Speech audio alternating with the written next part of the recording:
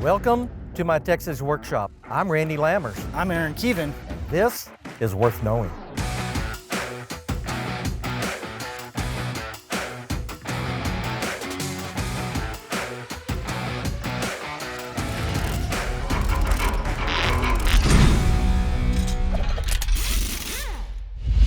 Welcome back to a new season of Würth Knowing. We have something very special and real exciting for you today, some new technology. So think about this. How would you like to produce from concept to production in hours rather than weeks or even months? Or take complex parts that are multi-parts and make them into one single part. Reduce cost on single-use items like jigs or a prototype or special fixtures, and do all of this at the strength you need for your application. So I have with me today a couple of guests from our Würth Additive group. This is Carter Rhodes and Jacob Ayers. Gentlemen, welcome to the Würth Knowing Show. Thank you for having us. Thanks, Randy. Oh, you're very, very welcome. So what is additive manufacturing, or also what we call 3D printing? Additive manufacturing is just another style of manufacturing, much like subtractive manufacturing, which would be like CNC machining, where you're starting with a block of material and removing material slowly with a cutting tool to arrive at your net shape. Another form of manufacturing that's really common would be formative manufacturing. And so that is where we are starting with a mold, and then we are injecting material into that, having it cool or harden, removing that mold, and that's how we arrive at our net shape. Got that. Additive manufacturing is different in that we are starting with a blank slate. We are adding material layer by layer, and then this can be done in a number of different ways. And so what kind of 3D printing are we going to be looking at today, Jacob? Today we're going to be talking about fused filament fabrication. FFF is one of the most common types of additive manufacturing available. We're going to discuss the misconceptions of the technology, the use cases, and how it can benefit your manufacturing operations. Okay, so we have a printer that you brought with you today, and I see it over there printing something. So something that we're going to use later in the show. That's going to be kind of fun. Let's go over there and take a look at this printer. Tell us about it. Okay, gentlemen, tell us about this new technology and this machine you brought with you today. Of course. And before we actually get into the tech of it, I'm going to make a quick note that this is not actually new technology. Okay. So these 3D printers have been around since the mid-'80s, and what's actually new is that this technology where we're adding a continuous fiber within the part to make it a composite. That's new within the last decade or so. Oh, okay. Yeah, and that continuous fiber is what's making this capable of being an end-use part. Oh, okay. All right, I get it. So, Jacob, tell us the details of this. Yeah, so this is a fused filament fabrication 3D printer. We're working off of a nylon 6 based filament that's filled with chopped carbon fiber, which is stored in this dry box. Okay. That material is fed up to the top of the machine, and it's pushed through this drag chain and deposited by the print head. The print head is functioning similarly to like a really small hot glue gun, where we're finely depositing material around the machine.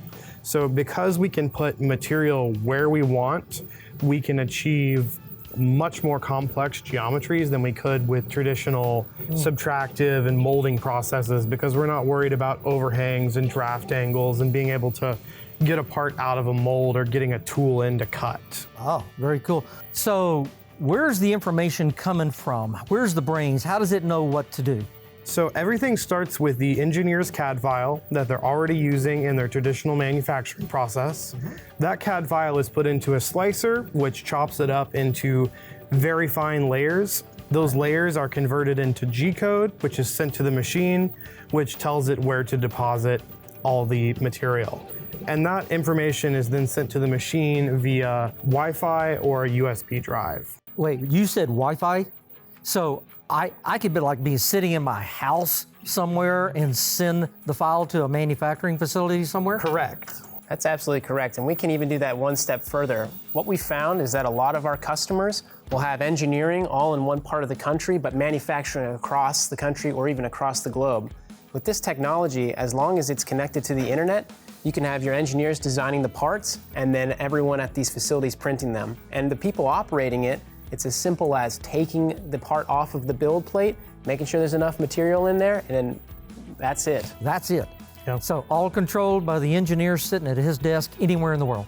Yeah, or your maintenance technicians in your facility. It doesn't necessarily have to be the engineer. Wow, that's fantastic. You brought some really cool parts. Let's talk about them. Okay, gentlemen, you brought a lot of really interesting parts with you today. I see a lot of cool things on the table. Tell us about some of these. When most people think about 3D printed parts, they think about ones like what we have here in the center of the table. They look very cool, they're very complex, they'd be very difficult to produce in other forms of manufacturing, but they're really not that useful to us as tools or any end-use type of parts.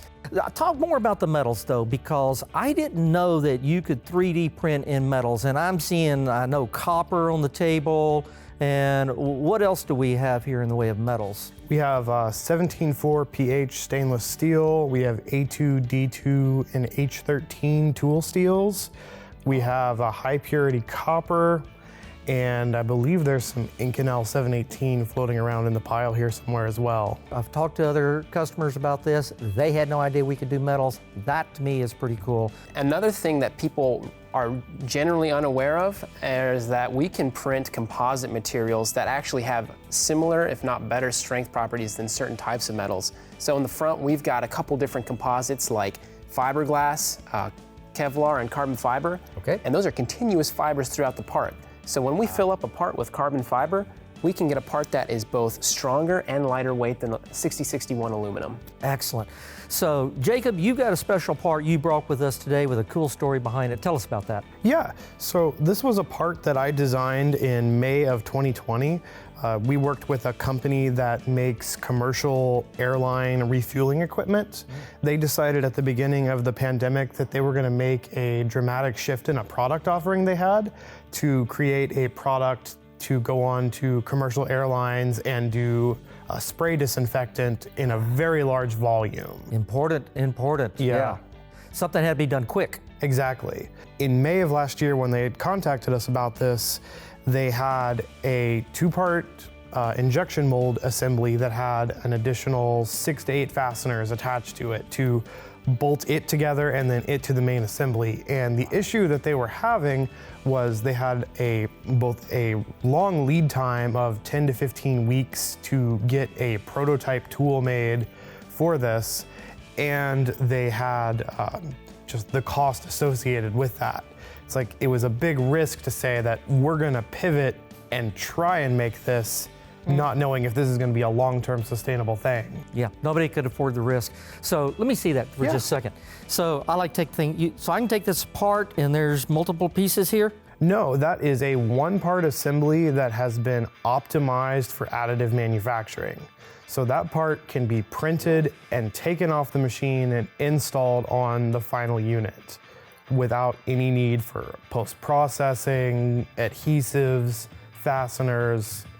It's all just in ready one to go. piece, multiple items into one piece. Correct. It's going to be able to be bashed around. It has an incredibly high impact resistance, so it's going to survive many, many years in commercial usage. Wow, that's pretty incredible. Yeah. So inside of this, in the original part that they gave us, it's a cup, and then this piece here was a separate part that had an impeller that's similar to this in the middle of the table. So we took that, combined it into one, and then optimized the internal structure of it to be 3D printed.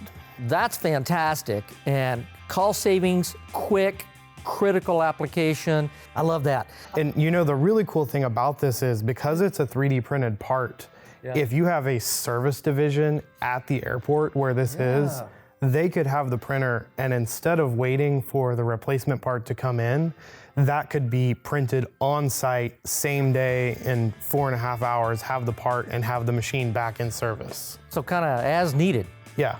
Oh my gosh. So that's supply chain just in time to a whole nother level. Exactly. Wow, fantastic. So you keep talking about strength. So we have a finished part here that you saw on the printer earlier, and you're telling me that this is a strong part, right? Right. Okay, I'm gonna put you to the test. So we're gonna do something fun. Are you ready? Oh yeah. Okay, let's do it.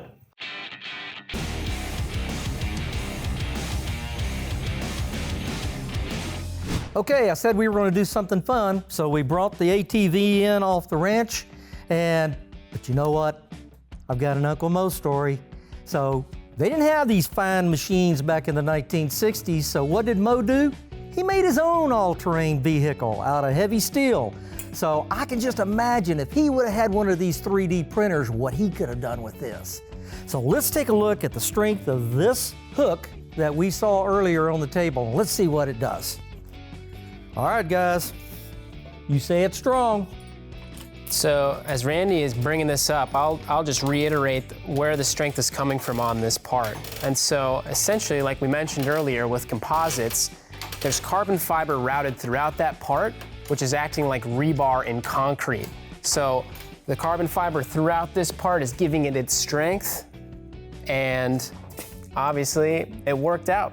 It looks fantastic. So that's incredible. So I can imagine with that type of strength, the things that customers can do with this material and the 3D printer. So in conclusion, we can produce strong end-use parts such as tooling, jigs, and fixtures. We can also shorten potential line down situations by bringing printing in-house, pulling parts from our digital inventory and printing them in a number of hours instead of waiting several days for them to arrive. Those are great points, Carter. We can also go and reduce our total number of parts in an assembly and increase our complexity in design due to the freedom we have. By reducing that complexity in design and the total number of parts, we could also have the potential to reduce our total number of vendors. Wow, all with 3D printing. 3D printing, concept to fully functional parts in hours. That's definitely worth knowing. I want to thank our guests today, Jacob and Carter from the Würth Additive Group, for joining us on the show. They contributed a lot to our education on 3D printing. Stay tuned for upcoming episodes on fastener finishes.